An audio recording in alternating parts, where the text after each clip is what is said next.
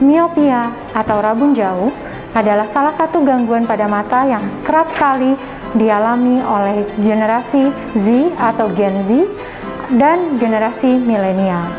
Hal ini tentunya menjadi salah satu concern bagi seluruh orang tua, terutama karena ini kerap kali terjadi diakibatkan oleh peningkatan penggunaan gadget maupun peningkatan penggunaan alat-alat elektronik selama pandemi.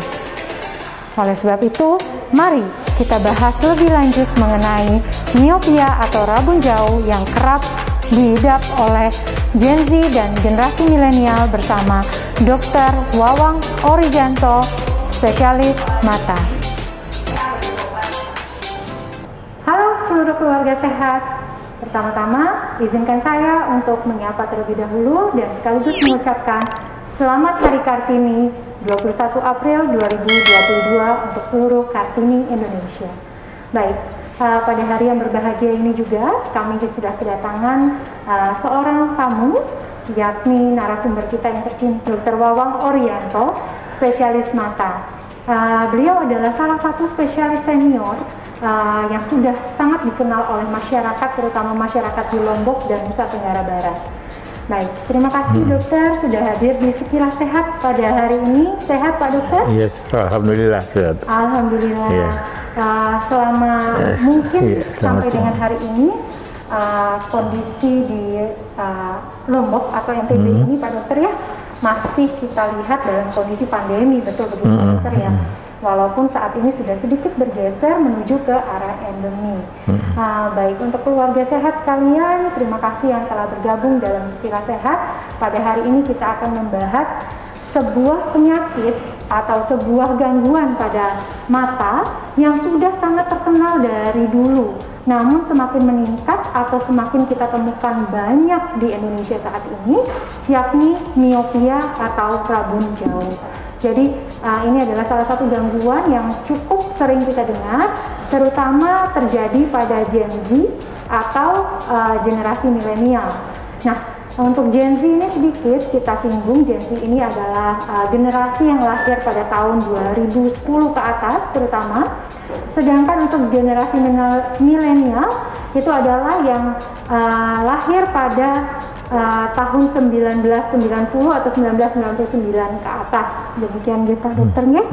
Jadi yang kita bahas sedikit mungkin miopia itu sendiri secara dokter spesialis penyakit mata itu menerjemahkannya seperti apa Pak Dokter? Iya, miopia itu adalah suatu keadaan di mana seseorang itu melihat sebenarnya kabur ya, melihat pertama lihat jauh, ya lihat jauh kabur. Itu terjadi karena bayangan yang menempel, seharusnya nempel di retina, bayangan yang apa yang kita lihat itu di retina itu harusnya pas gitu. Kalau pas itu berarti dia fokus ya. Betul. Normal gitu. Tapi ini nggak pas, jadi dia agak maju sedikit gitu. Dia agak maju sedikit, akhirnya jadi kabur. Kayak kita punya tustel tapi nggak fokus gitu ya. Ya. Gambarannya tidak fokus. Iya.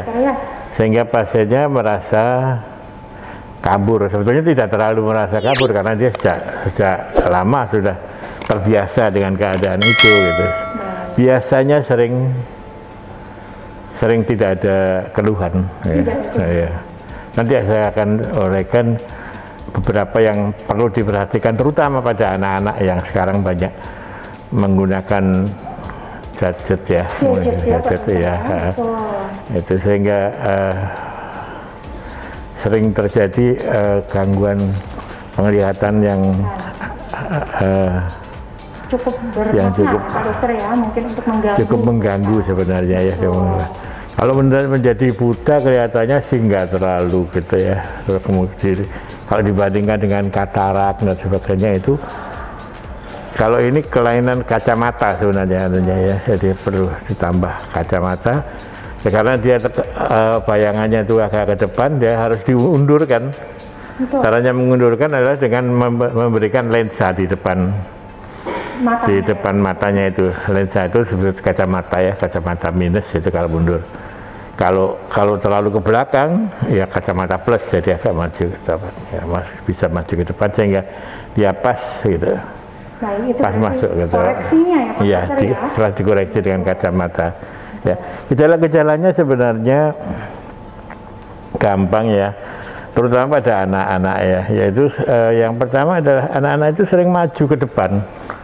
Ya, jadi kalau nonton TV itu dia maju, maju ke depan, suruh ayo mundur ke belakang, nanti yang yang ibunya bilang udah agak lengah gitu, maju lagi gitu ya, maju lagi dia gitu, maju lagi gitu. Itu yang pertama, jadi sering-sering maju nonton TV dan sering maju. Tapi kalau dia lihat gadget, dia lebih dekat ya, penglihatan dekat, dia tidak terganggu, ya, tidak terganggu, sehingga anak ini jadi lebih sering main handphone ya atau komputer gitu daripada dia main bola atau main di lapangan gitu ya. Karena kalau di lapangan dia tidak nyaman. Tidak fokus ya Pak Dokter? Iya, penglihatannya tidak fokus, lebih fokus kalau dia main di dekat ya. Itu gejala yang harus waspadai, terutama pada ibu-ibu muda ya, ibu-ibu muda yang anaknya mulai tumbuh gitu ya, itu terus juga kepada guru-guru, terutama guru SD kelas 1 atau guru TK gitu ya, itu dia bisa mengamati murid-muridnya. Anak ini sering maju ke depan untuk melihat papan tulis itu, dia tidak mampu, dia maju ke depan, atau dia duduk di belakang tapi nakal. Kesulitan fokus ya Pak? Iya, dia ada fokus, ada kelihatan, nakal, mengganggu teman sebelahnya dan sebagainya itu. Nah, ini satu perhatian pada ibu-ibu guru untuk aware, untuk waspada, sehingga memberitahukan kepada orang tuanya kalau penglihatannya berkurang dan sebagainya. Anaknya sendiri tidak akan mengeluh ya. Tidak mengeluh. Dan gejala yang ketiga adalah sering memicingkan mata ya.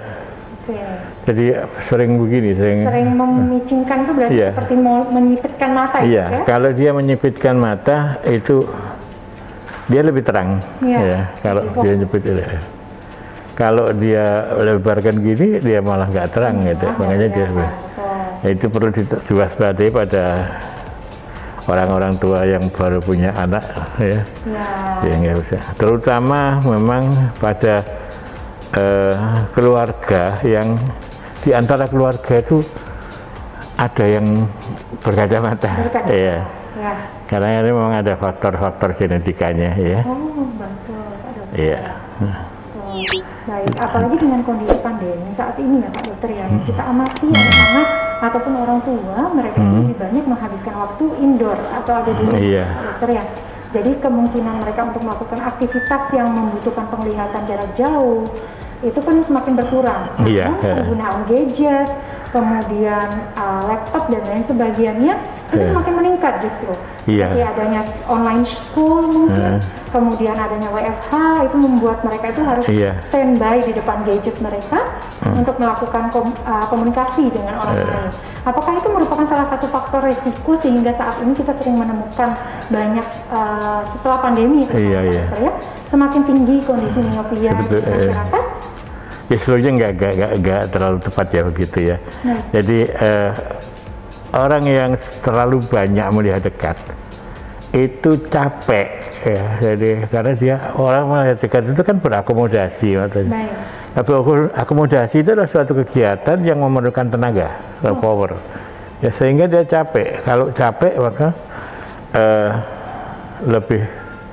lebih merasa nggak enak ya karena capek itu aja. Kalau situasinya, kalau miopia itu dengan ada atau tidaknya pandemi, kelihatannya sih prevalensi itu kejadiannya itu hampir sama ya. Hampir sama. Hanya pada sekarang ini lebih banyak ketemu ya, betul. Iya, karena lebih banyak keluhannya karena capeknya tadi. Karena dia capek datang ke dokter mata atau klinik mata, kemudian diperiksa, oh ternyata miopia. Ternyata. Biasanya memang miopia yang paling sering terjadi pada orang muda, pada anak-anak ya. Baik. Iya. Jadi sebenarnya secara global miopia itu seperti yang telah dijelaskan oleh Pak Dokter Wawang tadi, hampir sama kejadiannya, hanya mungkin pada saat pandemi semakin muncul ya Pak Dokter, karena rasa kelelahan yang disebabkan oleh harus standby di depan gadget pada saat WFH ataupun online school. Ada beberapa teori juga sih sebenarnya yang beberapa waktu yang katanya dengan adanya jajet termelihat dekat itu menyebabkan pertumbuhan bola mata itu tidak bulat ya, tapi agak lonjong gitu. Karena dia agak lonjong, maka bayangan itu menjadi relatif ke depan. Ya, jadi dengan ini ada anda tahu ya penelitian dari siapa, tapi yang ada itu dengan terlalu banyak melihat dekat, pertumbuhan bola mata itu menjadi lebih miup, ya lebih miopia, lebih lonjong. Jadi seperti telur ya, iya. Untuk dibayangkan. Kenyataannya, jadi kelihatannya prevalensinya sekitar pada anak-anak SD ya itu sekitar 10%. 10%. Iya, jadi kalau 100 anak dikumpulkan itu 10 orang. 10 orang itu pasti. Itu bermasalah dengan penglihatannya. Iya. Wah, banyak juga ya Pak Dokter ya. Lumayan banyak ya. Baik, ini kami sudah mengumpulkan 5 pertanyaan dari keluarga sehat. Iya. Yang paling pertama itu adalah pertanyaan dari Tuan A menanyakan mengenai apakah penggunaan kacamata koreksi pinhole sepertinya ini ya Pak Dokter ya. Itu kan lagi ngetren sekarang Pak Dokter. Itu bisa membantu untuk memperbaiki mata minus. Itu benar apa enggak sih Pak Dokter katanya? Kalau benar mau beli katanya seperti itu mungkin. Iya, sebetulnya kacamata pinhole itu dipakai untuk melihat lebih jelas ya. Baik. Ya melihat, karena dengan pinhole itu kelainan minus, kelainan plus dan sebagainya itu akan tereliminasi. Oh, baik. Ya, cuman masalahnya dia lebih jelas, cuman apa itu visual field apa? Aduh, lapang pandangnya menjadi lebih sempit ya. Jadi dia terang tapi lebih sempit gitu. Itu dengan pinhole. Pinhole sendiri bisa merangsang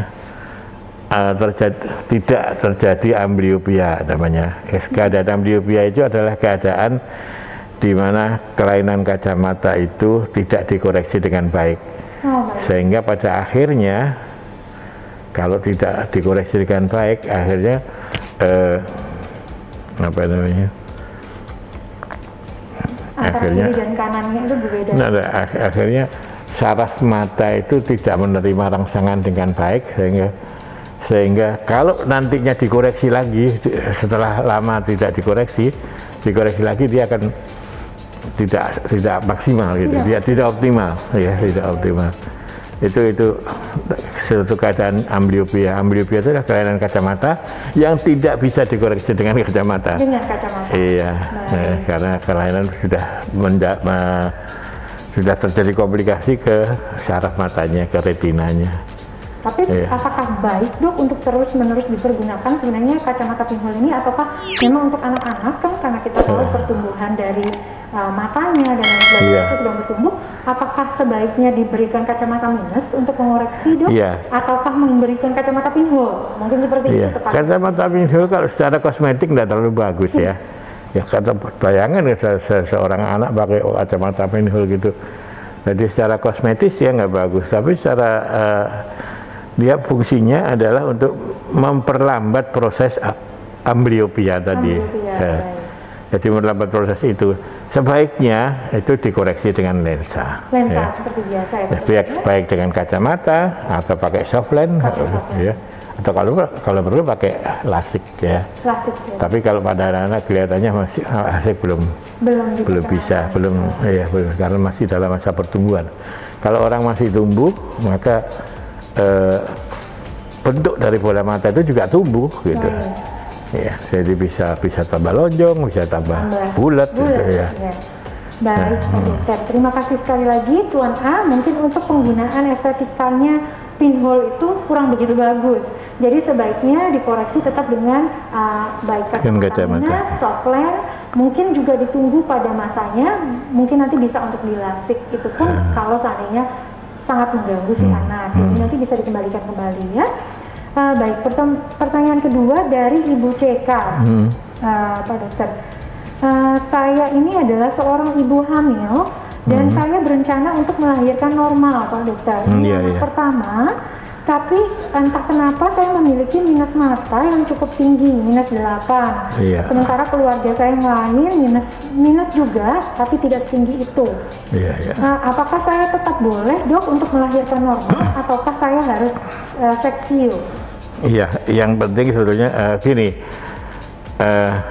orang dengan mata minus ya, itu bola matanya itu sebetulnya tidak bulat betul, tapi agak lonjong ke belakang maksudnya ya. Setelah ini mengakibatkan hubungan atau penempelan saraf mata itu yang nempel di dinding bola mata itu lebih renggang. Kalau dia lebih renggang, resiko untuk lepas itu lebih besar. Nah, resiko untuk lepas itu bisa terjadi karena goncangan atau loncat-loncat dan sebagainya gitu ya, dan melahirkan normal, artinya mengejan, bukan melahirkannya, mengejannya. Mengejannya. Dengan mengejan itu risiko untuk lepasnya retina dari tempatnya itu menjadi lebih besar ya. Jadi kalau bisa saya umpamakan orang naik motor yang pakai helm sama yang tidak pakai helm. Yang pakai helm risikonya sama, apakah kebentur, misalnya jatuh, kebentur, tabrakan nanti ya. Tapi yang tidak pakai helm akan lebih berat daripada yang pakai helm. Sama dengan itu risiko. Jadi saya anjurkan untuk ibu ini kalau bisa jangan mengejan deh. Ya. Gimana caranya melahirkan tanpa mengejan? Dengan seksio itu. Dengan seksio. Dan tadi minusnya juga cukup tinggi ya Pak Dokter ya, minus 8. Iya. Yang tersering sebenarnya adalah antara minus 3 dan minus 6. Namanya miopia sedang ya. Itu yang paling sering terjadi, ablasi itu lepasnya retina tadi. Jadi minus 8 juga relatif lebih jarang, tapi sering juga. Maksud saya lebih sering daripada orang normal gitu ya. Jadi pada orang-orang dengan miopia di atas 3 terutama, sebaiknya atau untuk mengurangi risiko terjadinya lepas retina tadi ya dianjurkan untuk tidak mengejan ya pada saat melahirkan ya. Baik Pak Dokter. Selanjutnya pertanyaan yang ketiga, ini dari ibu juga. Ini dari Ibu AZ.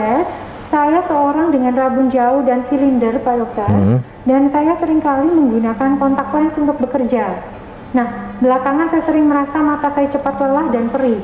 Apakah saya harus mengistirahatkan diri menggunakan lensa kontak, ataukah saya tetap menggunakan lensa kontak? Kalau sering lelah itu berarti ada sesuatu ya, artinya ukurannya agak terlalu besar, terlalu tinggi. Jadi hasilnya minus 1 dikasih minus 1,5 gitu ya. Itu terlalu tinggi. Kalau terlalu tinggi, mata bisa lebih jelas, cuman dia akan berakomodasi, akhirnya capek. Kalau capek ya sering pusing tadi ya, sering pusing. Kemudian penggunaan lensa kontak itu memang akan baik bila upacaranya untuk memasang lensa itu dipenuhi ya, artinya harus cuci tangan dulu, harus pasang lensa, dan lama pemasangannya juga terbatas gitu ya. Saya anjurkan pengguna lensa kontak itu juga punya kacamata. Jadi suatu saat lensa kontak itu dipakai kalau ada keperluan yang urgent aja ya, misalnya memang harus tampil cantik dan sebagainya gitu.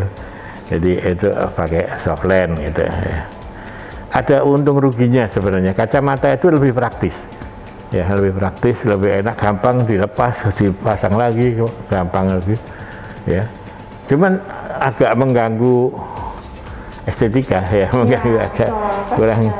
Kalau berkacamata itu kurang cantik katanya.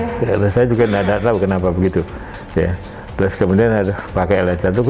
Kemudian resiko dari lensa kontak tadi. Lensa kontak yang terlalu lama nempel di mata itu juga punya resiko untuk berkembangnya kuman-kuman yang ada di sekitar mata itu ya. Terutama jamur ya. Ya, jamur dan sebagainya, sehingga risikonya lebih besar untuk infeksi. Walaupun dia lebih cantik, tapi lebih berisiko untuk itu ada. Jadi untung ruginya ada. Baik, keluarga sehat sekalian, saya rasa sekilas sehat kita pada hari ini sudah pada penghujung acara. Terima kasih banyak kepada Dr. Wawang Orijanto, spesialis mata yang telah hadir pada hari ini. Dan untuk keluarga sehat sekalian yang ingin berkonsultasi lebih lanjut dengan Dr. Wawang, bisa datang ke Rumah Sakit Harapan Keluarga, khususnya Poliklinik Mata, dari hari Senin sampai dengan hari Sabtu, dimulai dari pukul 9 sampai dengan 12 siang. Jadi silakan sesegera mungkin untuk mendaftarkan diri ke Rumah Sakit Harapan Keluarga dan konsultasikan lebih jelas mengenai problem kesehatan mata keluarga sehat sekalian kepada Dr. Wawang Orijanto, spesialis mata. Sekian hari ini, kami undur diri terlebih dahulu. Your health, our care.